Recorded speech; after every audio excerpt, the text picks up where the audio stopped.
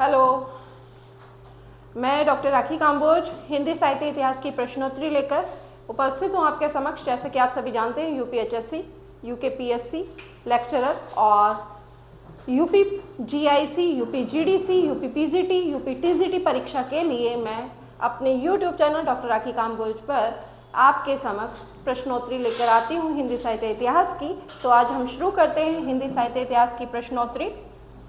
पहला प्रश्न है, लिपि सुधार समिति ने री और र के संबंध में क्या सुझाव दिया था? लिपि सुधार समिति कौन से वाली है? 1947 लिपि सुधार समिति जो 1947 में गठित हुई थी ने री और र के संबंध में क्या सुझाव दिया था?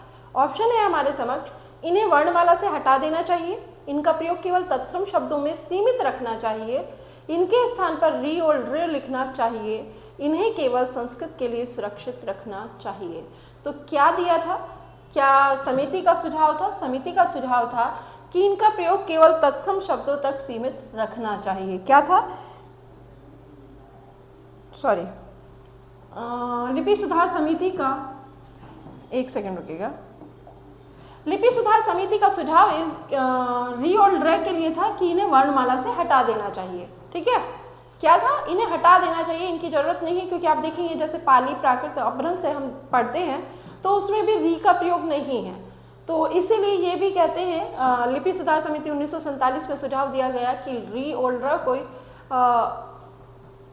वर्णमाला से हटा देना चाहिए। ठीक है। इन स्क्रिप्ट कीबोर्ड में सभी स्वर कीबोर्ड के किस भाग में स्थित होते हैं? इन स्क्रिप्ट कीबोर्ड में सभी स्वर यानी वोवेल्स जो हैं वो कीबोर्ड के किस भाग में स्थित होते हैं?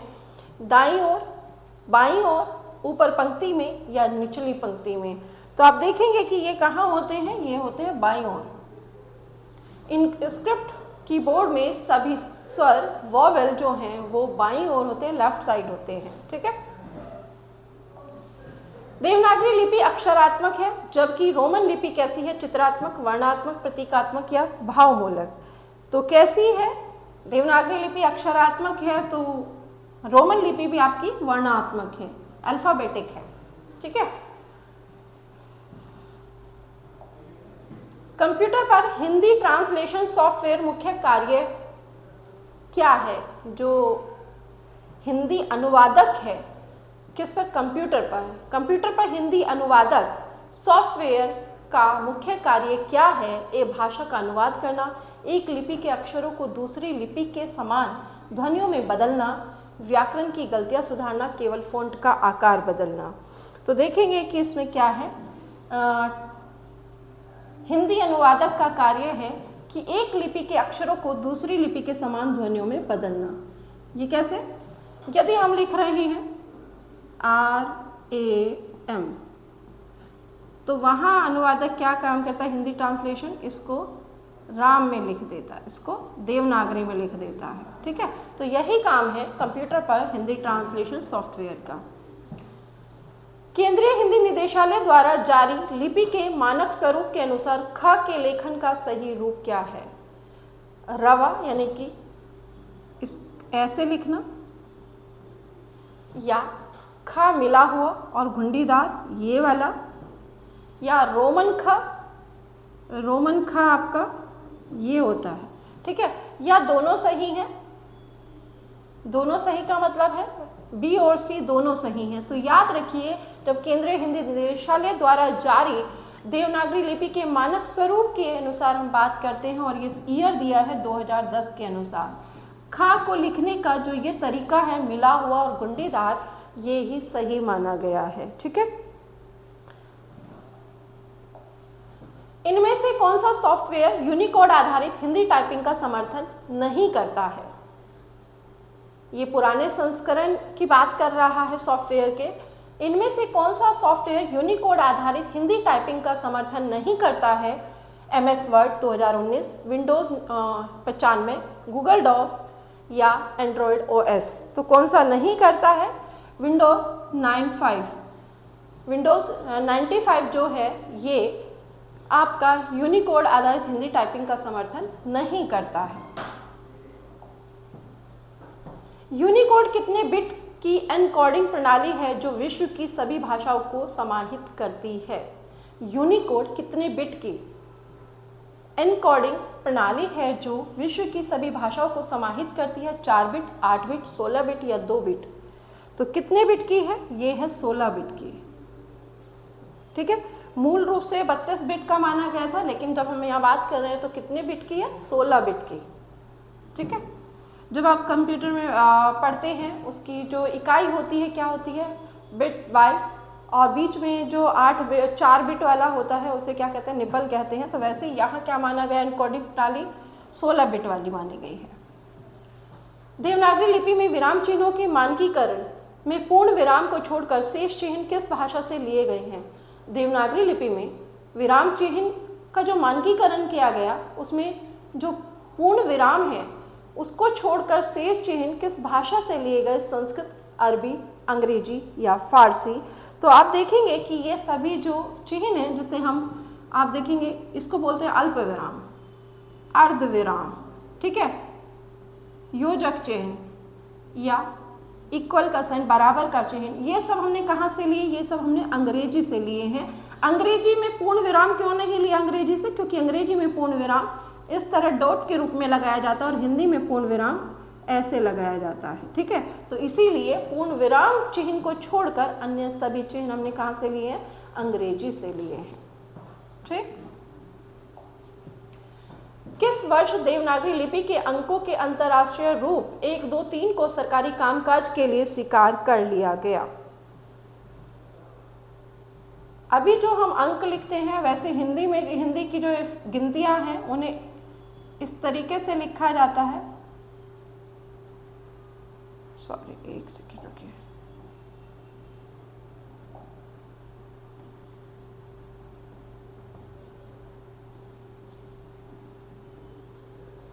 ये तरीका है, ठीक है।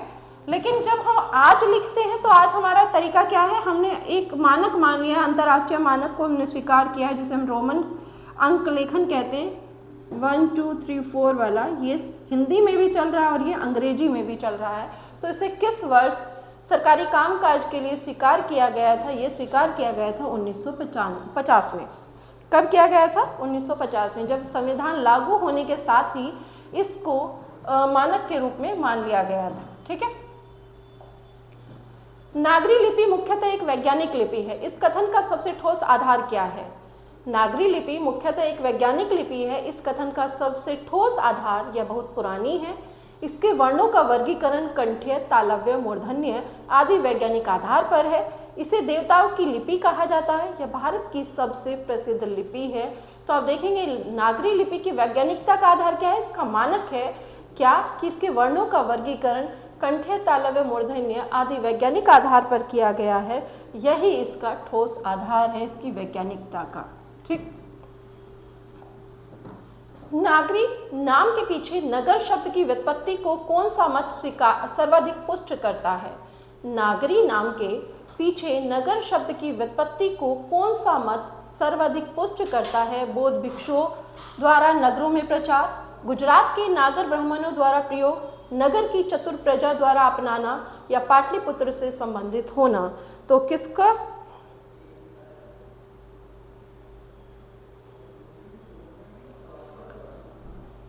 नागरी नाम के पीछे नगर शब्द की व्युत्पत्ति का कौन सा मत सर्वाधिक पुष्ट है? तो इसे ध्यान रखिए, जब हम नागरी शब्द की बात करते हैं तो इसका प्रयोग पहली बार कहाँ हुआ? गुजरात में। गुजरात के जयभट्ट राजा के यहाँ हुआ था, के शासनकाल में हुआ था। कहाँ? गुजरात में। ठीक है, तो पहला लेख जो वर्णन मिलता है, उल्लेख मिलता है, वो कहाँ मिलता है? गुजरात में। इसीलिए इसका जो नाम है, नगर शब्द के व्युत्पत्ति को कौन सा मत सर्वाधिक पुष्ट करता है, उसी के आधार पर याद रखना है कि गुजरात के नागर ब्राह्मणों द्वारा नागरी शब्द का प्रयोग करने के कारण इसको जो मत है वो सर्वाधिक पुष्ट करता है। क्या है? गुजरात के नागर ब्राह्मणों द्वारा प्रयोग करने वाला मत नागरी शब्द को अधिक पुष्ट करता है। नागरी लिपि में सुधार के लिए तिलक ने 190 टाइपों का तिलक फ़ॉन्ट कब तैयार किया? 1904, 1926, 1910, 1935। कितने टाइप का? पहले तो यहाँ ये प्रश्न बनेगा तिलक फ़ॉन्ट में कितने टाइप हैं, कितने हैं, कितने फॉन्ट हैं, 190। कब तैयार किया, 1926 में, ठीक है। तो कब तैयार किया था, 1926 में। देवनागरी लिपि का प्रथम प्रयोग किस शिलालेख में मिलता है। देवनागरी लिपि का प्रथम प्रयोग अशोक के शिलालेख, राजा जयभट्ट का शिलालेख, खारवेल का हाथी कुबा अभिलेख या प्रयाग प्रशस्ति। तो आप देखेंगे कि अभी फिर से वही बात आई है कि इसका प्रथम उल्लेख कहाँ मिला था, तो प्रथम उल्लेख गुजरात, और गुजरात के भी किसके शिलालेख में, राजा जयभट्ट के शिलालेख में इसका उल्लेख मिला था, ठीक है। किसका, नागरी लिपि का। ये लिपियों का विकास क्रम है, किसके बाद कौन सी लिपि। कल भी एक प्रश्न आया था कि कुटिल लिपि से नागरी लिपि के बीच में कौन सी लिपि थी, तो उस आधार पर आप यहाँ 2 ऑप्शन आप बड़े आराम से काट सकते हैं। क्या कि सबसे पुरानी लिपि जो मानी गई वो क्या है, ब्राह्मी। तो ये कट जाएगा, ये कट जाएगा। अब लिपि के विकास का सही अनुक्रम ब्राह्मी, कुटिल, गुप्त, नागरी, ब्राह्मी, गुप्त, कुटिल, नागरी या गुप्त, ब्राह्मी, कुटिल, नागरी, ये 2 मैंने कटवाई दिए पहले ही। तो आप देखेंगे कि जो कुटिल है, कुटिल के बाद नागरी की बात आई थी जब कल हम बात कर रहे थे, अर्थात तो नागरी, गुप्त जो है वो यहाँ रहेगा। तो हमारा ऑप्शन क्या हो जाएगा, बी हो जाएगा, ब्राह्मी, गुप्त, कुटिल और नागरी। और इसके बीच में भी क्या एक बात की गई थी, प्रारंभिक नागरी की बात की गई थी, ठीक है। इनमें से कौन सा स्वर देवनागरी के मानकीकरण के तहत वर्णमाला से बाहर कर दिया गया है किंतु संस्कृत में प्रयुक्त होता है। अभी भी एक स्वर है जो संस्कृत में प्रयुक्त होता है लेकिन हिंदी में प्रयोग नहीं किया जाता, वो है लृ। कौन सा है, लृ, ठीक है। इसका प्रयोग अब देवनागरी लिपि के अंतर्गत नहीं है लेकिन संस्कृत में ब्राह्मी लिपि के अंतर्गत इसका प्रयोग किया जाता है। यूनिकोड हिंदी का क वर्ण किस कोड बिंदु से शुरू होता है। यहाँ जो हमारे कोड है कंप्यूटर के किसी लिपि को लिखने के, तो यहाँ यूनिकोड लिपि के बारे में कोड दिया गया है और वो पूछ रहा है क वर्ण के लिए कौन सा फॉन्ट कोड प्रयोग किया जाता है। तो याद रखिए इसमें होगा U+0915। कौन सा है, U+0915, ठीक है। देवनागरी लिपि सुधार समिति 1947 के सचिव कौन थे। कल प्रश्न आया था कि लिपि सुधार समिति 1947-1953 के अध्यक्ष कौन थे, नरेंद्र देव। यहाँ प्रश्न पूछ रहा है कि सचिव कौन थे, तो सचिव यहाँ कौन थे, धीरेन्द्र वर्मा। किसकी बात की है, सचिव की बात की और सचिव थे धीरेन्द्र वर्मा, ठीक है। इनस्क्रिप्ट कीबोर्ड का पूरा नाम क्या है, international script, Indic script, input script, Indian script. तो क्या हो जाएगा, इसका नाम हो जाएगा किसका, इन स्क्रिप्ट का इंडिक स्क्रिप्ट। क्या हो जाएगा, इंडिक स्क्रिप्ट, ठीक है। नागरी लिपि में भ और म के बीच भ्रम दूर करने के लिए क्या सुझाव दिया गया। नागरी लिपि में देखिए जब भ को लिखते हैं और ब को लिखते हैं, वैसे तो आपको अंतर दिखाई दे रहा है, लेकिन अगर आप शब्द के बीच में लिख रहे हैं तो आप यहाँ अगर इसको ऐसे यहाँ से खुला ना छोड़े तो आपको समझ में नहीं आता म लिखा या भ, क्योंकि शिरो रेखा के साथ अगर किसी को आदत है कि वो इसे छोटा सा बनाए इस तरीके से, तो ये भ्रम की स्थिति उत्पन्न होती है। तो इसके लिए क्या सुझाव दिया गया था, भ की मुंडी ऊपरी गोला खुला रखना, म को छोटा लिखना या भ के नीचे बिंदी लगाना, या इनमें से कोई नहीं। तो नागरी लिपि में भ और म के बीच भ्रम को दूर करने के लिए सुझाव दिया गया था कि भ की जो ऊपरी मुंडी है उसे थोड़ा खुला रखना होगा, यानी कि भ को लिखते समय हमें इस तरीके से लिखना है और म को लिखते समय शिरोरेखा से पूरा कवर करना है, ठीक है। तो यही है।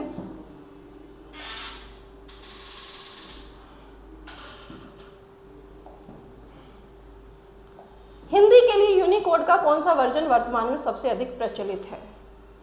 यूनिकोड का कौन सा वर्जन हिंदी के लिए सर्वाधिक प्रयोग किया जाता है, तो वो है हमारा UTF-8। क्या है, UTF-8, ठीक है।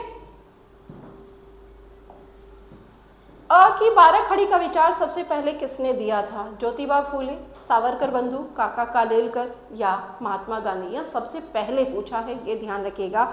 और सबसे पहले यदि प्रश्न किया गया है तो नाम आ जाएगा सावरकर बंधुओं का, ठीक है। हालांकि काका कालेलकर ने अ की 12 खड़ी के प्रयोग का, और अ की 12 खड़ी क्या है ये मैंने कल आपको बताया था कि जो हमारे स्वर हैं, स्वरों को अक्षरात्मक रूप में लिखने के बजाय मात्रात्मक रूप में लिखा जाए, वही अ की 12 खड़ी का प्रयोग था। देवनागरी लिपि में कितने स्वर और कितने व्यंजन मानक माने गए हैं? देवनागरी लिपि में कितने स्वर और कितने व्यंजन? यहाँ जो प्रश्न है ऑप्शन देखेंगे तो विकल्प के आधार पर आप समझ जाएंगे कि ये मूल की बात कर रहा है। और मूल के आधार पर यदि हमें देखना है तो 11 स्वर हैं मूलतः और 33 व्यंजन हैं, क्योंकि 11 स्वर, 2 अयोगवाह, 33 व्यंजन और आपके 4 संयुक्त व्यंजन और 2 द्विगुण व्यंजन। तब आप देखेंगे कि आपके पास, और जो अब वर्तमान में एक और जोड़ा गया जिसे विशेष व्यंजन कहा गया, तो ये एक शैली आपको दिखाई देगी। तो यहाँ हमारा प्रश्न है देवनागरी लिपि में कितने स्वर और कितने व्यंजन मानक माने गए हैं? तो मूल रूप से 11 स्वर और 33 व्यंजन मानक माने गए हैं, ठीक है। यूनिकोड में अनुस्वार के लिए कौन सा चिन्ह प्रयुक्त होता है? किसकी बात कर रहा है? अनुस्वार। अनुस्वार का तात्पर्य बिंदी से है, तो किसका प्रयोग किया जाता है? इसमें प्रयोग किया जाता है आपका U+0902, ठीक है। अभी क की बात आई थी, क के लिए क्या था?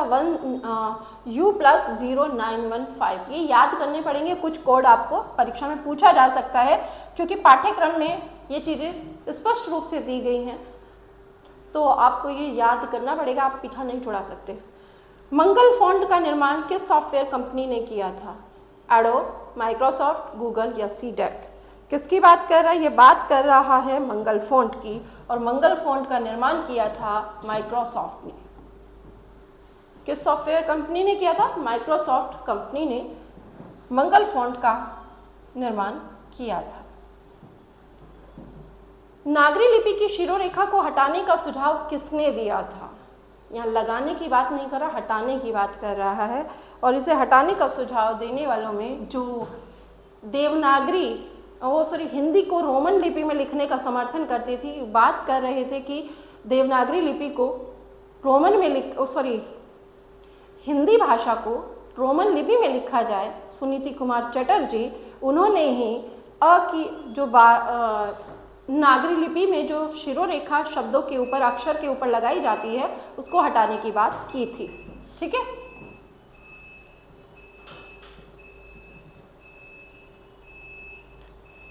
ये किस चीज कलर में? इनमें से कौन सी लिपि देवनागरी से प्रभावित या संबंधित नहीं है? किसकी बात कर रहा है? लिपि देवनागरी से प्रभावित या संबंधित नहीं है। मराठी, नेपाली, गुजराती या अरबी? तो कौन सी नहीं है?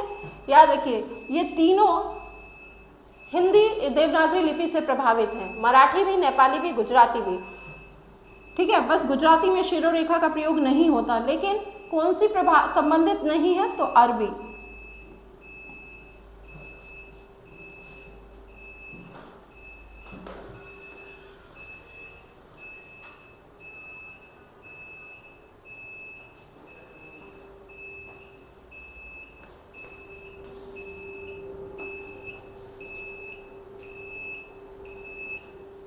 इन्वर्टेड।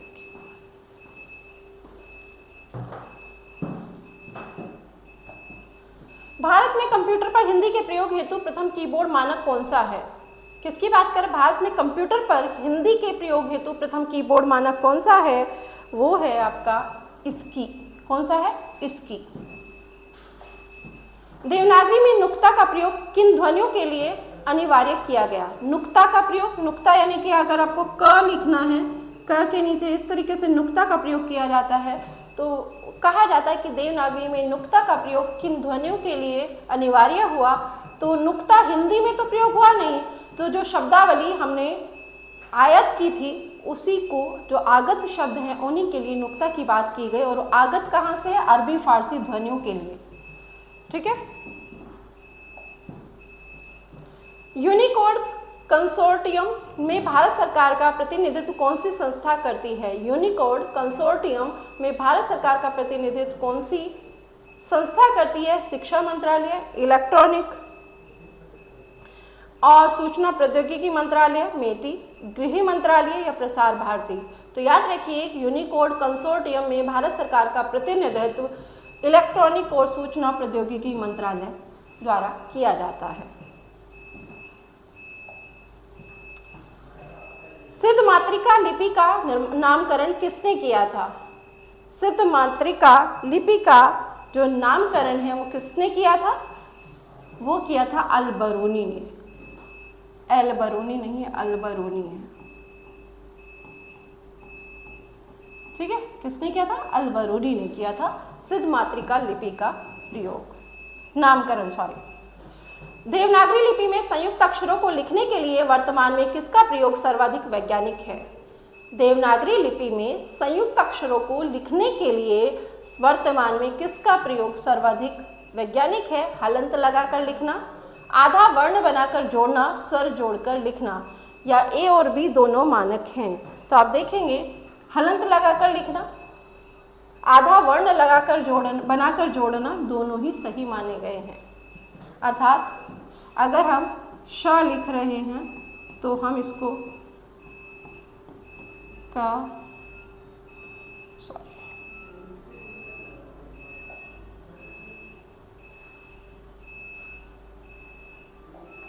और श लिख सकते हैं। ठीक है, तो इसमें हलंत है और या फिर इसे आधा वर्ण करके लिखें तो भी चल जाता है। ठीक है,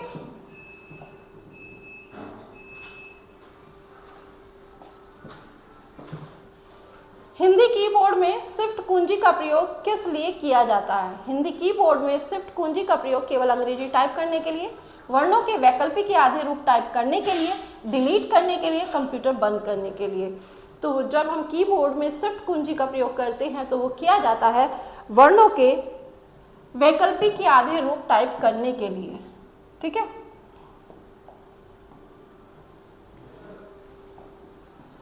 यूनिकोड में विसर्ग का कोड क्या है? अनुस्वार का कोड आ गया +902। ठीक है, सॉरी 901।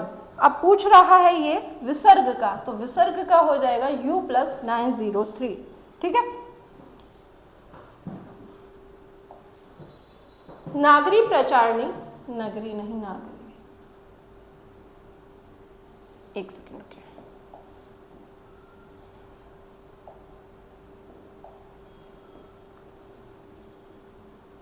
नागरी प्रचारणी सभा की स्थापना कब हुई थी? नागरी प्रचारणी सभा की स्थापना 1893 में हुई थी और इसके जो संस्थापक थे वे कौन थे? संस्थापक थे श्याम सुंदर दास। ठीक है, अभी एक प्रश्न आपको यहाँ मिलने वाला है। देवनागरी में री का उच्चारण स्थान क्या है? री का उच्चारण स्थान, री बोलते समय हमारी जीभ कहाँ? ऊपर, जीवा के ऊपर वाला जो स्थान है मूर्धा, तो मूर्धन्य वर्ण है। कैसा वर्ण है? इसका उच्चारण स्थान क्या है? मूर्धन्य। कंप्यूटर पर हिंदी टाइपिंग सीखने के लिए प्रसिद्ध सॉफ्टवेयर कौन सा है? कंप्यूटर पर हिंदी टाइपिंग सीखने के लिए प्रसिद्ध सॉफ्टवेयर कौन सा है? Sony typing tutor, typing master यानी यूनिकोड समर्थित, इंडिया टाइपिंग या उपर्युक्त सभी। तो यहाँ आप देखेंगे कि इसमें हमारा उत्तर क्या हो जाएगा? सोनी टाइपिंग ट्यूटर भी है, टाइपिंग मास्टर भी है, इंडिया टाइपिंग भी है, तो हमारा उत्तर हो जाएगा डी। ठीक है, नागरी लिपि में द और ध का भेद स्पष्ट करने के लिए मानकीकरण में क्या किया गया? ध के ऊपर कुंडी बनाई गई, द को लंबा किया गया, ध की शिरोरेखा तोड़ी गई या ए और सी दोनों काम किए गए। तो जब हम द और ध की बात करते हैं तो ध के ऊपर कुंडी बनाई गई यानी कि इस तरीके से, ये इसको कुंडी बोला गया। ध की शिरोरेखा तोड़ी गई, बिल्कुल तोड़ी गई। यहाँ देखेंगे कि ध पे जो अ है इस पर यहाँ नहीं है, तो ए और सी हमारा दोनों सही हो जाएंगे। ठीक है, यूनिकोड किस प्रकार की समस्या का समाधान है? फ़ॉन्ट की अनुपलब्धता, अलग अलग कंप्यूटरों पर टेक्स्ट का बिखर जाना, टाइपिंग की गति या इंटरनेट की कमी। तो क्या है यूनिकोड किस प्रकार की समस्या का समाधान है? अलग अलग कंप्यूटर पर टेक्स्ट का बिखर जाने समस्या का समाधान है, यानी एनकोडिंग जो इशू आता है उसका समाधान यूनिकोड फ़ॉन्ट हमें उपलब्ध कराता है। ठीक है। काका कालेलकर समिति ने स्वर ध्वनियों के लिए किसका प्रयोग सुझाया था? केवल मात्राओं का, अ के साथ विभिन्न मात्राएं लगाकर स्वर बनाने का, रोमन स्वरों का या नए प्रतीकों का? तो देखेंगे कि काका कालेलकर ने अ के साथ विभिन्न मात्राएं लगाकर स्वर बनाने का सुझाव दिया था, अभी जिसे हम अ की 12 खड़ी कहते हैं। ठीक है। उनका कहना था कि अगर हमें अ लिखना है, आ लिखना है तो इसी के साथ मात्रा लगा दो, यदि हमें ई लिखना है तो इसी के साथ हम इस तरीके से कर दें, तो अ के साथ विभिन्न मात्राएं लगा दो। ठीक है। अब इसे मैं बता देती हूँ, कुछ ये नहीं था, इसमें थोड़ा सा सुधार करना था। उनका अ का तात्पर्य मात्रा से था, इससे, इस मात्रा से। ठीक है। इस अ से नहीं जो आप अक्षर रूप में देखते हैं। उनका 12 खड़ी, यानी 12 खड़ी में जो पहली खड़ी है वो है अ, तो अ की जो 12 खड़ी, इसी के साथ आप मात्राएं लगाते रहिए। आ, इसी में आप ई, इसी में ई, इसी में ऊ। तो यही उनका कहना था कि आप अ के साथ मात्रा लगाते जाइए और जो नए वर्ण हैं वो आपको नहीं लिखने पड़ेंगे, यानी ऊ को इस तरह नहीं लिखना, ई को ऐसे नहीं लिखना। ठीक। तो यही था इनका कि अ के साथ विभिन्न मात्राएं लगाकर स्वर बनाना, उससे स्वर बन जाएंगे, अर्थात अ की 12 खड़ी का समर्थन इन्होंने किया था। इन स्क्रिप्ट कीबोर्ड लेआउट को भारत सरकार ने कब मानक घोषित किया? किसकी बात कर रहा? इन स्क्रिप्ट कीबोर्ड लेआउट को भारत सरकार ने कब मानक घोषित किया? तो याद रखिए, ये घोषित किया था 1991 में, 1991। ठीक है। और आज का ये था हमारा अंतिम प्रश्न। कल फिर मिलते हैं नए प्रश्नों के साथ। तब तक आप लोग वीडियो देखिए, प्रश्न के उत्तर कमेंट में लिखते जाइए और अपनी तैयारी को बेहतर बनाते जाइए, ताकि परीक्षा के समय आपको अभ्यास वाली समस्या ना हो कि अभ्यास कर लिया होता तो परीक्षा में अच्छा प्रदर्शन कर सकते थे। उससे बचने के लिए उससे पहले अभ्यास कर लीजिए। उस अभ्यास को बनाए रखने के लिए ही ये प्रश्नावली लेकर मैं यहाँ आई हूँ।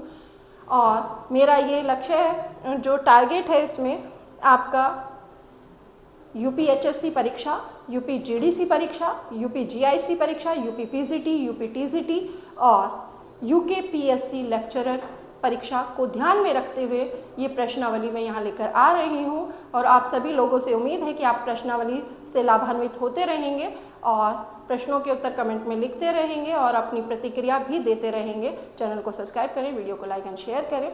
अगली कक्षा में मिलते हैं, तब तक के लिए सभी को नमस्कार।